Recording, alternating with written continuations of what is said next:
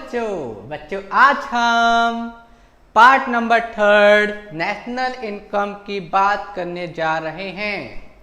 But बच्चों अगर आपने नेशनल इनकम का पार्ट 1 नहीं देखा है और पार्ट 2 नहीं देखा है तो पहले जाइए इसके डिस्क्रिप्शन में उसके लिंक में पार्ट नंबर 1 और 2 को देख के आइए। देन हम बढ़ते हैं पार्ट 3 की तरफ। बच्चों बहुत ध्यान से सुनना, आप लोगों ने पार्ट 1 में डिस्कस किया है और पढ़ा है क्या? Factor income, domestic territory, normal resident and non resident Indians. पहले आपको ये तीनों टॉपिक पार्ट 2 में पढ़ने हैं। नहीं पढ़े तो जाओ पहले पढ़ के आओ बच्चों। तो हमें ये तीन टॉपिक क्या हैं? Number 1 factor income, number 2 domestic territory, number 3 normal residents and non resident Indians. बच्चों हमें ये तीन टॉपिक पार्ट 2 में हमने पढ़े हैं।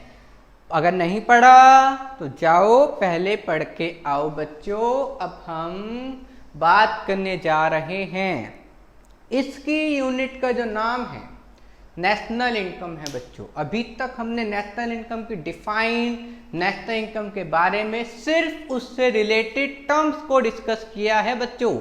आज हम बात करेंगे कि क्या होता है नेशनल इनकम और क्या होती है डोमेस्टिक इनकम। तो बच्चों बढ़ते हैं आगे, बहुत ध्यान से सुनना बच्चों। Domestic income,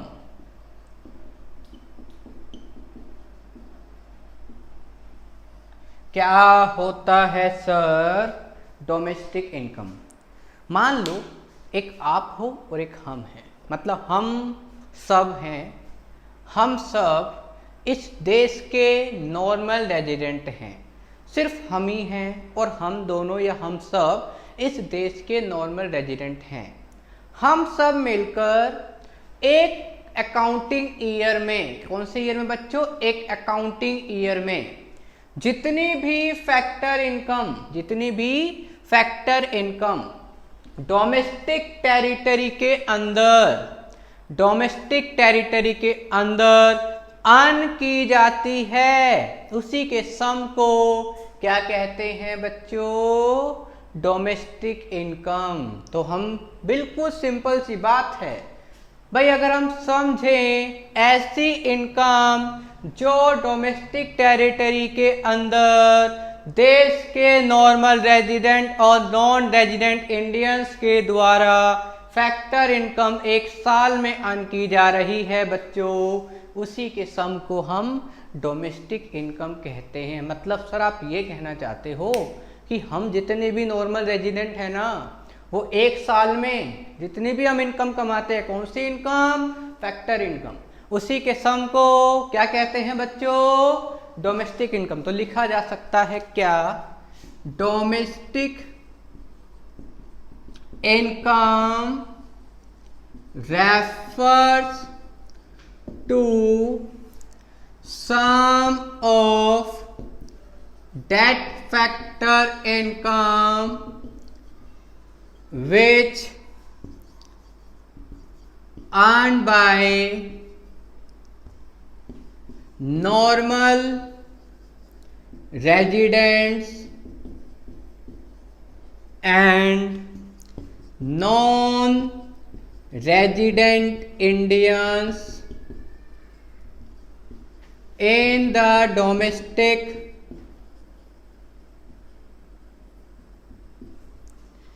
territory in one accounting period of time।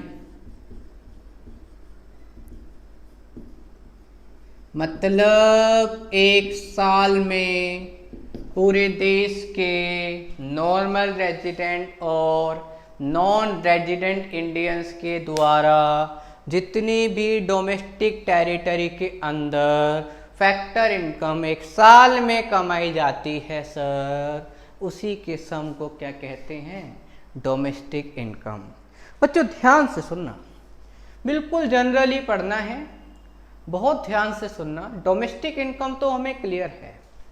मान लो आप लोग बहुत अच्छे से पढ़े लिखे, आपने बहुत अच्छे से कोई भी कोर्स किया, आपने बहुत अच्छे से स्टडी करी और आप किसी दूसरे देश में, यूएसए में वहाँ पे जॉब कर रहे हो, किसी कंपनी में आप वहाँ पे जॉब करते हो या बैंक में जॉब करते हो। मान लो आपने वहाँ से इनकम जनरेट करी बच्चों। कौन सी income? Factor income. Factor income कौन सी इनकम होती है? जो किसी प्रोडक्शन से की जाए, वहाँ से आपने इनकम जनरेट करी और वहाँ से आपने इनकम को सेंड कर दिया अपने घर, अपने देश में बच्चों।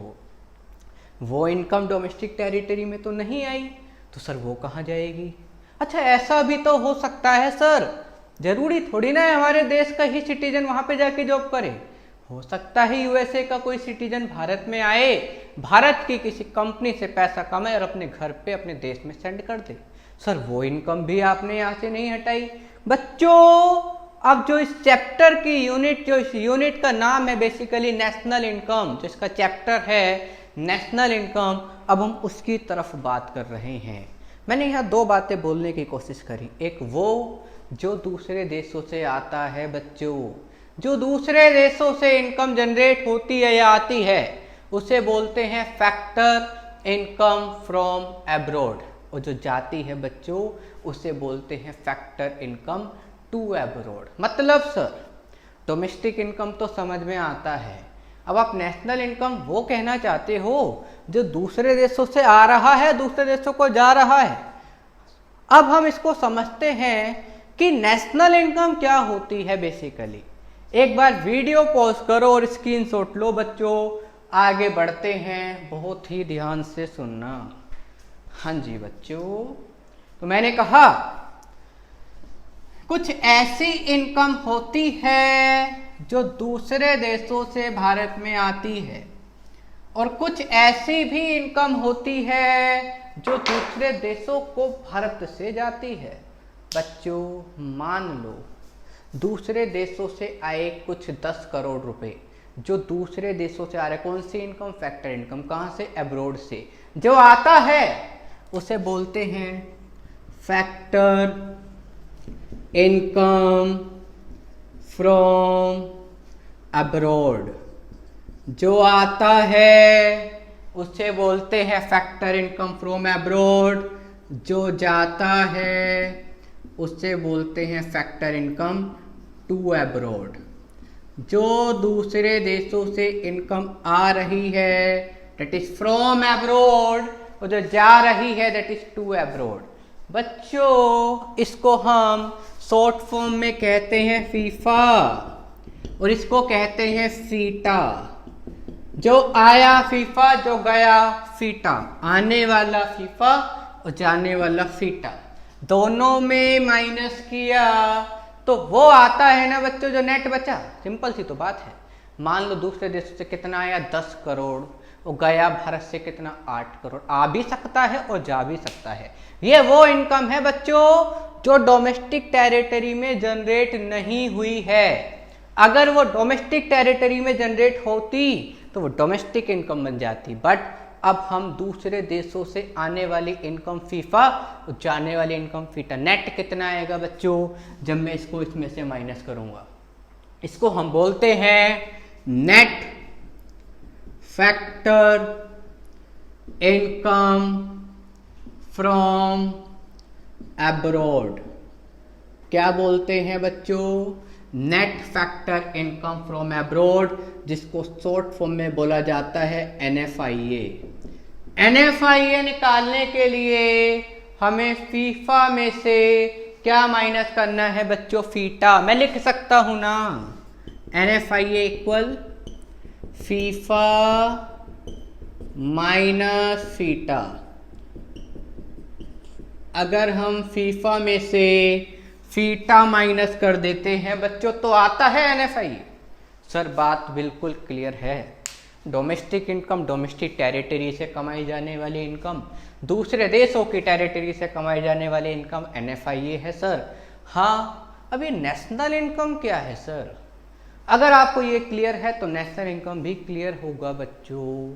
बहुत ही ध्यान से सुनना, वीडियो को पॉज करो और स्क्रीनशॉट लो, बढ़ते हैं आगे। बच्चों अब हमें नेशनल इनकम की बात करनी है, जो चैप्टर का नाम है क्या होता है नेशनल इनकम। बहुत ही ध्यान से सुनना, बड़ी ही वेटेज रखता है, बहुत सुना है सर 12th क्लास में इको में नेशनल इनकम है। ये क्या है, ध्यान से समझते हैं बच्चों। आपको डोमेस्टिक इनकम आता है, आपको NFIA भी आता है, तो नेशनल इनकम भी आता है बच्चों। कैसे सर? अब ध्यान से सुनना बच्चों। नेशनल इनकम होता क्या है बेसिकली, अगर हमें नेशनल इनकम फाइंड करनी है तो डोमेस्टिक इनकम में प्लस कर दो NFIA, मतलब सर फीफा माइनस फीटा। अगर सर मैं इसमें ये ऐड करता हूं तो क्या आएगा, इसका मतलब नेशनल इनकम। सिंपल सी तो बात है बच्चों, आपको ये भी पता है और आपको ये भी पता है, जब दोनों को जोड़ेंगे तो क्या आता है, नेशनल इनकम। तो नेशनल इनकम कुछ बहुत बड़ी चीज थोड़ी ना, डोमेस्टिक इनकम में NFIA ही तो ऐड करना है। दूसरे देशों से जनरेट होने वाली फैक्टर इनकम, जो नेट फैक्टर इनकम है, उसको अगर हम डोमेस्टिक इनकम में ऐड ऑन कर दें तो आती है बच्चों क्या, नेशनल इनकम। बढ़ते हैं आगे, बहुत ही ध्यान से सुनना बच्चों। इसके 3 केस हो सकते हैं। एक बार क्वेश्चन बना क्या, नेशनल इनकम डोमेस्टिक इनकम से छोटी हो सकती है, क्या डोमेस्टिक इनकम नेशनल इनकम से बड़ी हो सकती है, क्या नेशनल इनकम डोमेस्टिक इनकम के इक्वल हो सकती है, क्या ये हो सकता है या नहीं बच्चों? अब आप एक बात सुनना, अगर हम डोमेस्टिक इनकम में NFIA ऐड कर रहे हैं तो नेशनल इनकम आ रहा है, डोमेस्टिक इनकम में कुछ ऐड कर रहे हैं तो नेशनल इनकम आ रहा है। वो जो ऐड कर रहे हैं वो दूसरे देशों की टेरिटरी से कमाई जाने वाली net factor income from abroad है, तो नेशनल इनकम ज्यादा होना चाहिए। लेकिन बच्चों NFIA क्या है, फीफा माइनस फीटा। इसके 3 केस बनते हैं, कौन से? नंबर 1, एक बार क्वेश्चन आया भी है, क्या नेशनल इनकम डोमेस्टिक इनकम से कम हो सकता है? आपको बोलना है हाँ सर हो सकता है। सर इसके ना 3 केस होते हैं, कौन कौन से सर? नंबर 1, अगर फीफा फीटा से ज्यादा हो जाए तो NFIA कैसा होगा बच्चों, पॉजिटिव। मतलब सर बच्चों मान लो आया 10 करोड़ गया 8 करोड़, तो नेट कितना बच्चा 2 करोड़, और जब 2 करोड़ इसमें ऐड करूँगा तो ज़्यादा आएगा। इस केस में नेशनल इनकम डोमेस्टिक इनकम से ज़्यादा होगी बच्चों। सेकंड केस, ऐसा भी तो हो सकता है जितना आया उतना गया, तो NFIA कैसा होगा बच्चों, 0। और जब 0 ऐड आपने डोमेस्टिक इनकम में करोगे तो नेशनल इनकम और डोमेस्टिक इनकम दोनों ही एक दूसरे के इक्वल होंगे। तीसरा केस बच्चों, अगर फीफा फीटा से कम हो गया, मतलब गया ज्यादा आया कम, 8 करोड़ आए 10 करोड़ गए, तो 8 करोड़ माइनस 10 करोड़ माइनस का 2 करोड़, और जब इसमें से -2 होगा तो ये कम नहीं हो जाएगा बच्चों। तो इसका मतलब यहाँ NFIA कैसा होगा, नेगेटिव। और जब NFIA नेगेटिव होता है तो नेशनल इनकम डोमेस्टिक इनकम से कम हो सकता है। तो क्वेश्चन क्या था बच्चों, क्या नेशनल इनकम डोमेस्टिक इनकम से कम हो सकता है? हाँ हो सकता है। कब हो सकता है? जब NFIA नेगेटिव हो। नेगेटिव कब होगा? जब फीफा कम हो और फीटा ज्यादा हो। एक एग्जांपल से समझाओ सर। बच्चों एक बार वीडियो पॉज करो और स्क्रीनशॉट लो, कुछ एग्जांपल के साथ समझने की कोशिश करते हैं। यहाँ तक आपको किसी भी टाइप का कोई भी डाउट हो तो पूछ सकते हो, नहीं तो बढ़ते हैं आगे। बच्चों आप कमेंट बॉक्स में किसी भी प्रकार का कोई भी डाउट पूछ सकते हो बच्चों। अब हमें आगे बढ़ना है, बहुत ध्यान से सुनना। एक एग्जाम्पल से समझते हैं कैसे नेगेटिव हो सकता है NFIA और कैसे नेशनल इनकम डोमेस्टिक इनकम से कम हो सकता है। ध्यान से सुनना बच्चों। डोमेस्टिक इनकम दे रखा है रुपीज करोड़ में 10,000, फीफा दे रखा है मान लो 5,000 करोड़, सीटा दे रखा है मान लो 7,000 रुपीज करोड़। बच्चों कहता है NI बताओ, NI क्या होगा? DI मतलब domestic income plus NFIA। NFIA क्या होगा? FIFA minus FITA. Domestic income क्या है? 10,000, 5,000 माइनस 7,000 माइनस का 2,000 और ये कितना आ गया? ₹8,000 करोड़। बच्चों तो कहा जा सकता है कि नेशनल इनकम डोमेस्टिक इनकम से कम हो सकता है। बच्चों कब हो सकता है? वो क्लियर है, सबको यहाँ तक क्लियर होना चाहिए। बच्चों इससे पहले पार्ट को देख के आओ और अब इस चैनल को शेयर करो, वीडियो को ज़्यादा से ज़्यादा शेयर करो और अगर आपको वीडियो पसंद आ रही हो तो चैनल को बच्चों जरूर सब्सक्राइब करो और बेल आइकन को क्लिक करो। ऐसे ही कुछ वीडियो के साथ हम ऐसे ही कंटिन्यू रहेंगे। मिलते हैं नेक्स्ट वीडियो में बच्चों। सबको thank you so much. Guys आपको अगर ये वीडियो अच्छी लगी हो तो वीडियो को लाइक करो, सब्सक्राइब करो और बेल आइकन को क्लिक कीजिए।